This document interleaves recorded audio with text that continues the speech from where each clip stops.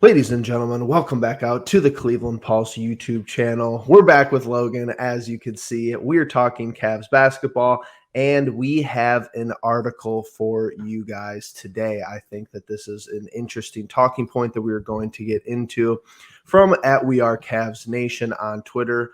Report signing Colin Sexton to extension is top priority for Cavs to boost support around Darius Garland. Not only is it interesting to talk about Colin Sexton being perhaps the top priority in this offseason for the front office, but this wording here in support of Darius Garland. I think there's some interesting talking points here. I'm going to throw it over to Justin first to hear his thoughts, hear how he's doing, and then we're going to go to Logan. But let's talk offseason. Yeah, no, it's really interesting. Obviously, Jeff and I have been doing off-season stuff for a couple of years now, and so this will be the first real Cavs one that we have with Logan. But yeah, the wording of that article with support for Darius Garland is interesting. It's really interesting, especially when you consider that Darius Garland and Colin Sexton have played 2+ years of basketball together. So it's kind of interesting that they think that's the top priority. They've had 2+ years to kind of evaluate that tandem and see what it's worth. And unfortunately, I think in the most important year of evaluating that tandem, Colin gets hurt, and we do great things as a team, but unfortunately, he's not there to take part in it and show what his role could have been. And, that led to scenarios where Ricky Rubio steps up and then gets hurt. And then we have to go out, get Rajon Rondo and Karis LeVert. And we see how that kind of stuff played out. So definitely interesting. But I don't know. I don't know how to feel about it exactly. Yeah, I think that's going to be some people's general thoughts. I mean, it's going to be an interesting offseason for sure. Of course, with a small chance that we could end up with a really high pick, although unlikely. Logan, how are you feeling about this offseason in general? Would you say Sexton is your top priority? So like I said before, I mean, I'm excited about a Cavaliers offseason, and that's great. As far as top priority, I certainly think he's one of the highlights, obviously, this offseason. You can't, talk about this Cavs offseason without talking about Colin Sexton and where he falls, where he lands, how much is he getting paid. I think at the end of the day, for me, obviously, Jeffrey, I was really on your side at the beginning. I was like, no, get him out of here. We're playing great. Mm-hmm. We don't need him.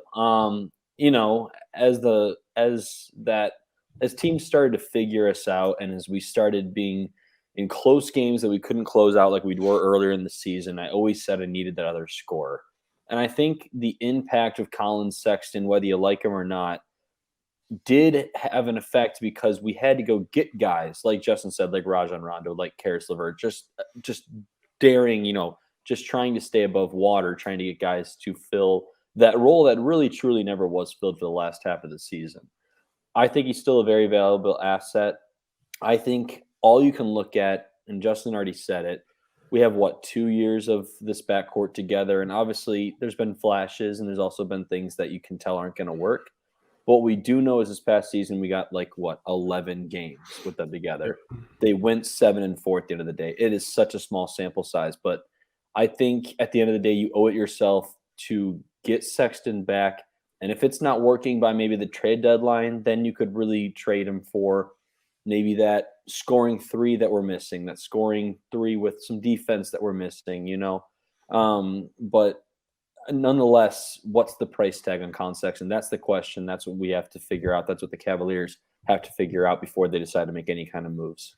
No worries. We'll get a nice little edit in there. But let's talk big sample size for the most part. I think it's interesting if you go over to StatMuse, which is my resident stat finder, just because it's a database of a lot of stats. So they've actually played 116 games together, Garland and Sexton, which is, it's not that close to 2 full seasons due to Garland's injury, injury history, and Sexton's injury this past season. But, it's over 100 games. I think Sexton here having 21.3 points per game is something you would expect. He's been the dominant scorer in the tandems relationship for the most part. Obviously not this previous season, but the rebounds per game and the assists per game are kind of to be expected. Kind of my hesitancy with Sexton. I really would like to see his assists, closer to 5, but being moved from a true 1 over to a shooting guard has kind of seen his, he's not that great of a passer. I know people like to argue that. That's just my opinion. I don't think he's that good of a passer. I think we've seen flashes just in the 11 games this year where he played decent off ball and he looked to move the ball around, which was good. If you move over to Garland in the 16 games? Yeah, 116 games. He 31 minutes per game and only 14.6 points per game. So I kind of want to get Justin's take on this from an overall perspective. How would you feel about Garland's production going down if we did re-sign Sexton? And just for a little note, Garland's career games played with Sexton minus 516 on the plus minus, and Colin is a minus 640. My God, we were really bad, weren't we? Horrible. Yeah. Well, here's the thing, and it's really interesting because I think maybe 2 weeks or 3 weeks after the Colin Sexton injury, Garland really started to blow up and really started to come along. I think a lot of people can even say without the Colin Sexton injury happening, we would maybe have never seen all-star guard. And that's incredible to think of. It's interesting because that's kind of like where I'm at on the boat with Colin Sexton. It's like, unfortunately for him, he has been on the end of he's gotten the short side of the stick with this team in terms of who was surrounded by him in those 4 years that he's been here. And in that final year, he doesn't get to play with possibly the most talented roster that we've had, or at least the most like composed team that we've had since the LeBron Kyrie years. I don't know. I definitely don't love the stats with Garland and Sexton for those first 2 years. It would have been interesting if we could have gotten like the stats for this year, but we've already talked about the injury now. So I don't know. My thinking with Colin though is that I don't think he's a pure 2 because he can't spot up shoot in my mind. He's not really a great spot up shooter. And that's what my woes are with LeVert, with Sexton, is like they're not spot up 3-point or, like super mid-range jumpers. They're not really good at those. So those are kind of my issues with that. But I don't know. I'm interested to see what Logan has to say after, viewing some of those things.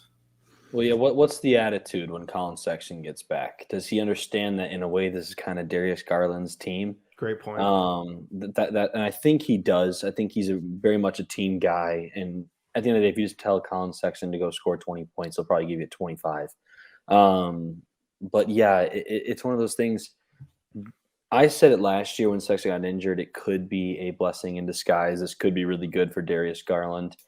This is the chance that we've been talking about. Last offseason, we were saying you got to pick one of the guards, right? And because of Colin Sexton's injury, the decision was made for us, and Garland flourished. I don't think that 14 points, 5 assists is going to stick with Garland when Sexton comes back. I think the confidence is far too high. He's made a good name for himself. I think if anything, he's become a far better passer than, honestly, even I thought he would become. Like over the last couple of seasons, you saw Garland really he was a pretty good passer, 5 to 7 assists, and through that last half of the season, I mean, he's averaging upwards of 10 each time.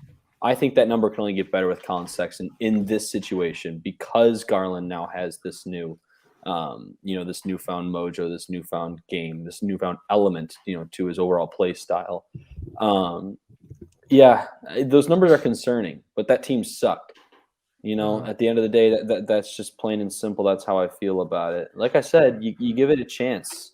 At the end of the day, people love this whole Sexland thing and Tower City thing. My opinion, my top priority is the damn 3. And that's what I'll say. If you want to give me what is my top priority, sure, I want Colin Sexton back overall at the right price, 100%. But what is going on at 3? That's what I want to talk about later if we want to get into that. But, yeah, talk about top priority. You're talking about, like, small forward? Yeah. Small forward. Like a wing. Gotcha. Not the 3-point line. Yeah. That's my biggest thing. It's like I need dudes that can shoot the 3 at the guard position. Give me – yeah, I mean, that's true. Sexton does shoot well, but is he a true spot-up shooter? I get what you're saying. I think you could get a 3, though, that could be a I don't have anybody at the top of my head, but I'm sure there's some guy out there that can. This is really an underwhelming offseason. It kind of is far as I haven't really looked into the draft. I think trade is going to be your most plausible thing to do. Like I haven't, I could go through consensus boards and look at the top 15, but it's like I feel like the NBA draft is so hit or miss to a certain extent where you could get somebody who's mid to late first round who's better than some like the top 5, top 10 prospects. And, who really knows with the top 3 to 5 guys usually not going to great situations. You don't really get a great gauge of how much they impact winning. I do agree with Justin that Sexton is not a spot up shooter in my mind. Like, I don't think I wouldn't describe him as that, but the last full season he played, he did shoot 37.1% from 3, which like we would like more being greedy, but those are pretty good numbers. 24.3 points a game obviously looks good optically. I'm not a huge points per game, enthusiast, which sounds weird in the modern day NBA where scoring is the main thing. My biggest issue, and I think we're going to talk about this in other videos because we have more content coming. Oh yeah. If you look at the teams that are left in the playoffs, this would be my biggest issue with Sexton and Garland. And to make Justin real mad on a Thursday morning, this would be my biggest issue with Sexton and Donovan Mitchell, or Garland and Donovan Mitchell, excuse me. The teams left in the playoffs, they all have good defending guards, most of them. Drew Holiday basically wins the game last night for Milwaukee, if you guys were watching that, with 2 steals.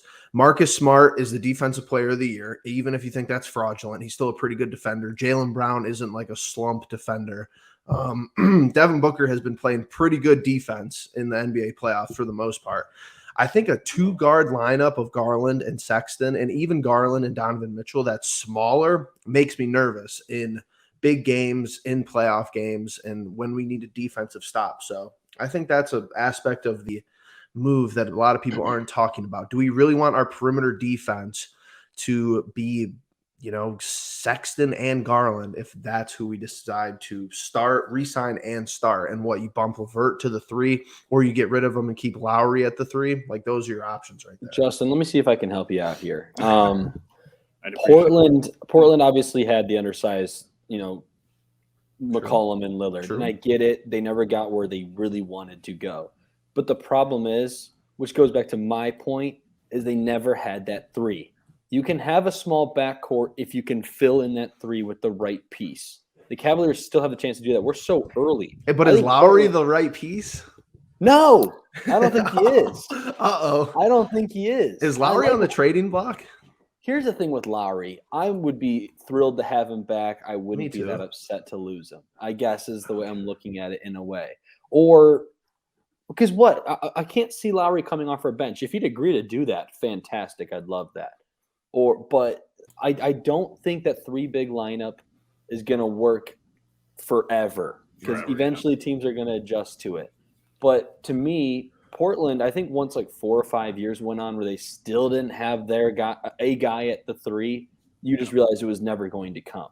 The Cavaliers are early in their process. I think I would attack that position because I think Okoro could be a great bench player. I think he could be awesome energy off the bench.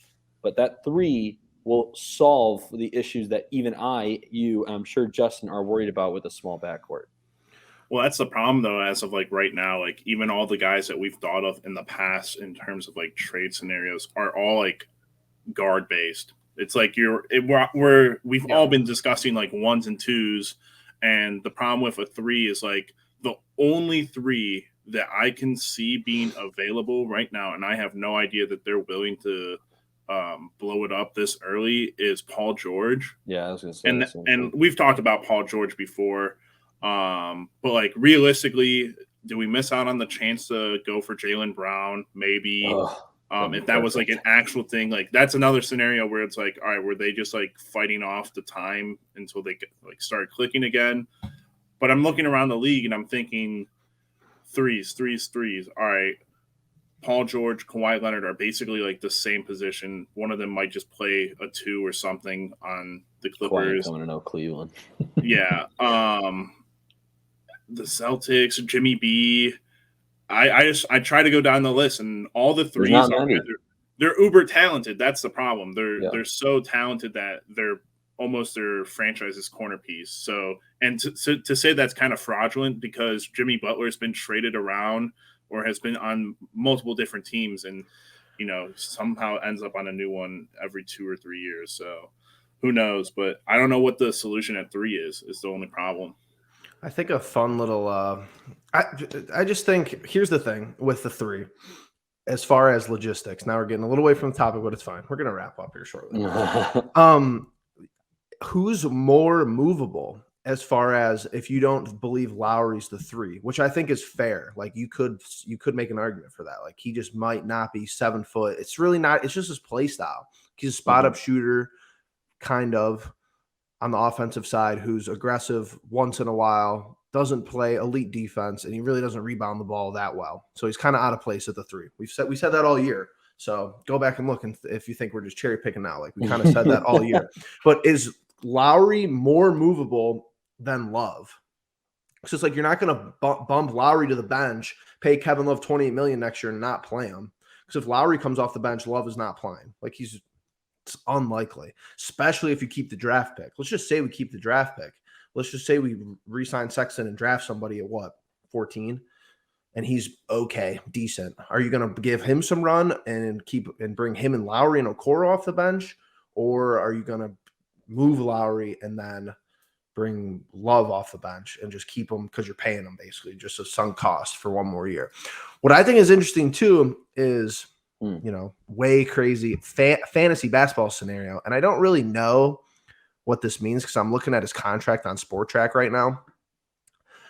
Kevin Durant, I don't know what his contract is for 2022, 2023. It says it's dead cap for Brooklyn. Like I'm looking at it right now. It has a line struck through it, but this is his last year of his contract, I think. So I'm not saying that that's plausible, but I think he's like, is he the 3 around the league where you look at and you're like, okay, like, I mean, he could play any position, but I agree with you guys. There's really not a whole lot of 3 talent out there. We talk about Beal, we talk about Mitchell, LeBron. I mean, LeBron's in the same vein as Durant. Best kind of pipe dreams.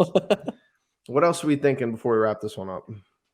So many people would be so upset if we got Kevin Durant. I don't think so. I'd be ecstatic. I think they'd be upset when it happened, and then we're like 30-10, and they'd be like, okay, if he can stay healthy for a whole year, we would be. Imagine if we gave up no assets for him. We just had to sign him. We just had to pay him. That's like the perfect guy to get to go coach Mobley.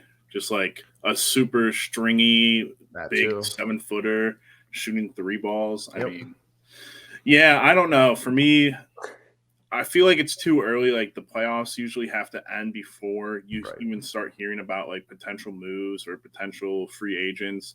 And when it comes to the draft, like any of the guys that we could want are, going to be in that top 5 or something. And like you could go like, oh yeah, well we could get one of these dudes later on that's a good 3-point shooter, but I don't think any of these guys are, going to play small forward or play small forward as good as what we could hope. So I'm of the boat of packaging the pick, packaging players, and trying to go out there and get someone. But again, I don't know what teams are willing to give up guys and, who's available and for what price. Yeah, it's too early, but that's what's fun about these kind of podcasts is we'll say something that ends up looking really freaking stupid in about a month. But that's what's kind of fun is like just predicting what you think could happen, what you'd like to happen, and seeing what comes about. Yeah, we got some time. We got some time, and we have plenty more content and more ideas coming, and a lot of things are going to happen this off season, whether it's the Cavs or not. This is going to be very interesting NBA off season, and for our sake, I hope it is the Cavs because I'd love to see a lot of things going around. I'm also of the opinion, like Justin, that I think packaging up the pick is probably the way to go. Are we really going to bring another young piece to this team? We got 4 of them already, and you could argue maybe 5. So for the time being, I like where we're at. And what is your top priority? Maybe we should ask our fans to mention that down in the comments. What is your top priority for the Cavaliers this offseason?